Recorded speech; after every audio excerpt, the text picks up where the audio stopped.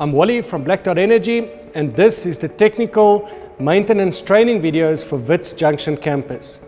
This is the second video of a range of 5 videos for WITS Junction, and in this segment we're going to be looking specifically at the gas redundancy burners.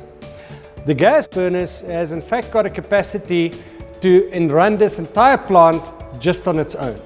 Again, the energy profile of this plant is number 1. We have the cogeneration unit, the generator where we're doing the heat recovery.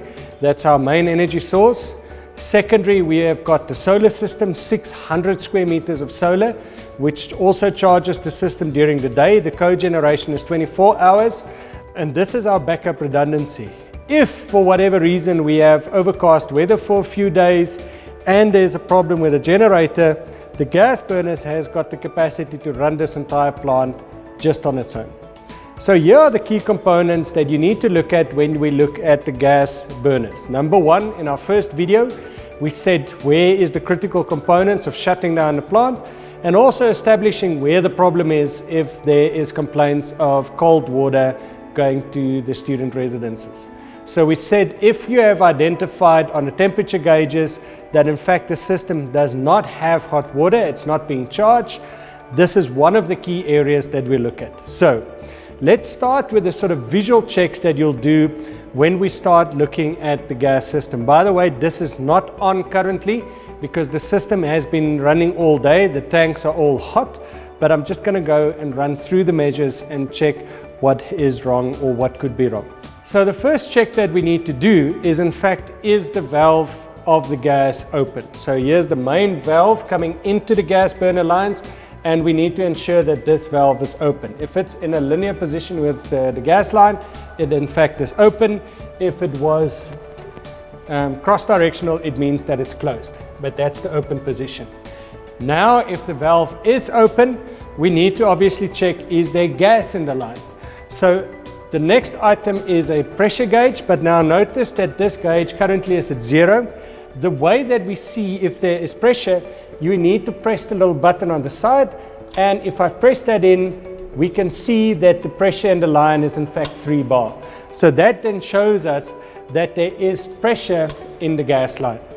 The next point that we need to do is each one of these 6 units is all connected in parallel. So we've got a gas line going into the units.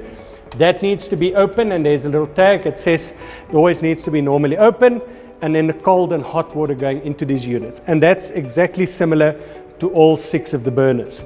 So we've established that we've got gas. We've established that the burners have been supplied with the gas. The next point is in fact, is there electricity to these units? So you'll see that each one of these units have got a plug point. It's an electrical isolation point that they all plugged in. And in fact that in the back, the orange control panel, there's in fact electrical power to that panel. Because it could also be that the power has stripped in this plant room and that we don't have electrical power. This plant or this campus does have backup generators. So even if the Eskom power is down, the generators will switch on, our natural gas generator will be on, so there will never be a point where there's no electricity. It has to be a point where the power is stripped somewhere. And you'll be able to identify that by having a display on the unit. It shows you what temperature it's currently heating at. Then you know that there's electricity to the unit, and also if there's a digital display on the control panel. The next point is that there's in fact a thermostat that is inserted into the tank. So that thermostat measures the temperature of the tank at a specific point. It is digitally set on the control panel, and if the tank goes below that point, the gas burners will switch on. It is obviously essential to ensure that that thermostat pocket is in fact inserted to the tank and that we have that measuring point available. So next on this video, I'm going to now show you the control panel and a bit more detail on that. And also, this system is exactly what we've got at David Webster, where we've got a flushing valve, so that we can ensure that we can filter out all the debris and dirt that comes into the system.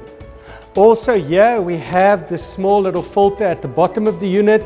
In this video I'm not going to show you how to flush it. The second video in the David Webster technical videos, we've got into a lot of detail on how to remove the filter. The procedure is exactly the same here. So all that you're going to do is the incoming and outgoing water, you're basically going to isolate that, switch it off. You're going to remove the filter at the bottom and clean that out, and then once that is done, you open the valves again and you should have functional flow through these units. So let's move there to the back, then I'm going to show you the circulation pump, the control panel, and how to flush the filter. So if we look at the control panel, the main thing here is that the power needs to be on. If for whatever reason we need to shut it down, I've showed you where to shut off the gas. That's where we shut it off electrically. So by switching off the switch, we basically take off all the electrical power, but also if the burners aren't working, this is what you need to check, that in fact there's power. I said to you it'll show you the display, so here we can now see there is power. You hear the pump kicking in, and also the digital display shows us that the system is set at 62 degrees and it's at 58.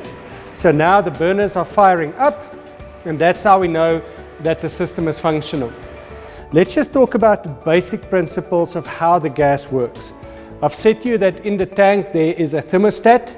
We set the temperature here of what that temperature in the tank should be at any given point. And then if it goes below that temperature, the thermostat basically gives power to the pump. The pump circulates water from the tanks, the coldest point in the tanks, the first tank. It circulates that water and it basically initiates a flow through the burners in parallel. The moment that water starts flowing through the RENNAI burners, the burners ignite, it gives heat to that flow and it heats up the water.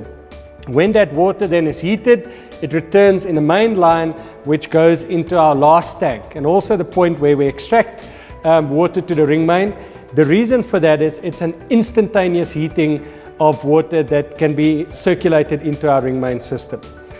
The way we protect the system from all the dirt and debris is again similar to what we have at David Webster. So we've built in a filtration unit in the beginning of the line so that we filter out all the debris and the rubbish that comes in from the municipal lines, and it's easy enough to just flush. Same as David Webster, once a week it's good to just come and flush out all that debris in the filter, and it's done by this little open flow valve. Few seconds like that is more than enough to flush out the filter and get all that debris out of the system. So if there's a lack of heating and you can see that there's not sufficient heat, just flush the filter and see if that sorts out the system. Secondly, again, make sure that your panel is set up correctly, that there's power and that there's flow to the system. The very last check is in fact a temperature gauge at the end of this line that'll show you the temperature that comes out of the system and loads into the tanks.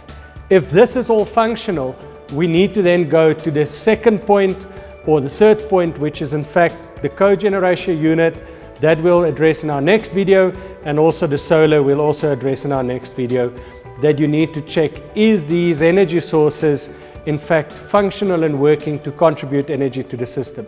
But this is our backup redundancy. If there's cold water, start with the gas burners first, because this is going to give you your biggest and immediate supply of hot water going into the plant.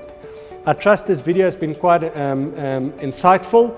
Also, please refer to the technical video that we did for David Webster on the gas burners, where we've gone into a lot of details on error codes. So the burners in fact give you various error codes to tell you what is wrong if something is not functional in the burner, whether it's airflow or igniters. Those error codes, again, you refer to the technicians. So those are stuff that the technicians need to do, but from a point of identification of the problem so that you know who to initiate. This is a summary of those checks. Thank you for watching, and also please refer to our other technical videos.